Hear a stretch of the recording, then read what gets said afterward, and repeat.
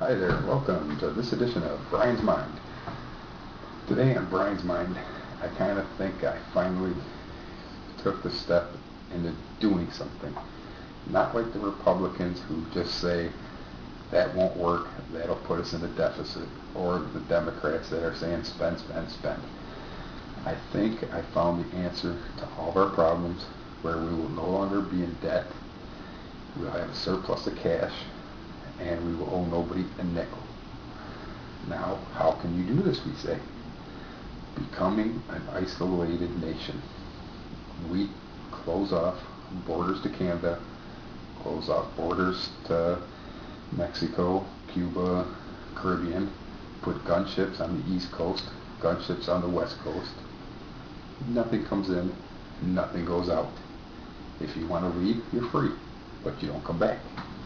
So that trip you had planned to Australia, make it a long one, because you're not coming back. Now, why would an isolation society work? First off, our debt. Come on, China, come get your money. Oh, we owe you money? No, we don't. We don't deal with you anymore. We're an isolated nation. We don't have to. Anybody else we owe money to? Sorry, come collect it. No, that's right, you don't owe it to you either. Now you're saying, well, how can we do this? Well, okay, there's going to be some sacrifices. You'll have to give up your Colombian coffee. You'll have to give up your Mexican beer. You'll have to give up your Canadian whiskey. You'll have to give up your Burmese pot. And you'll have to give up your Afghani poppy seeds.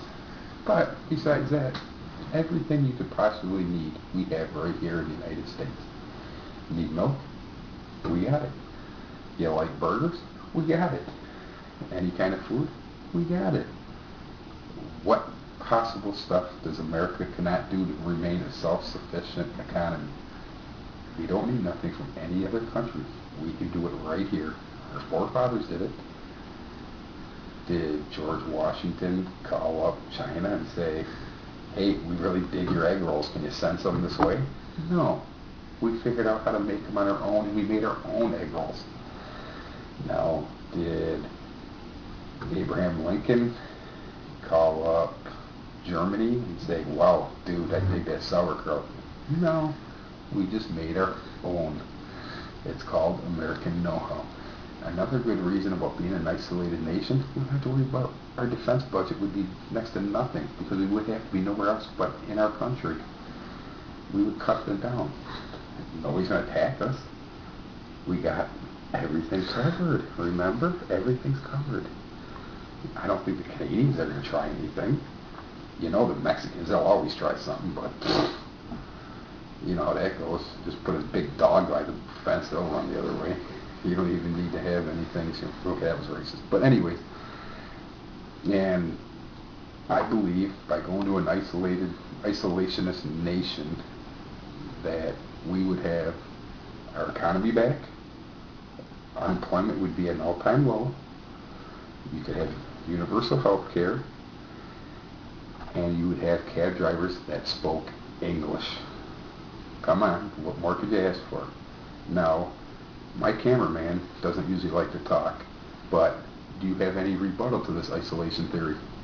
Our camera's not made in America. But you don't think we could make a camera in America? Probably not.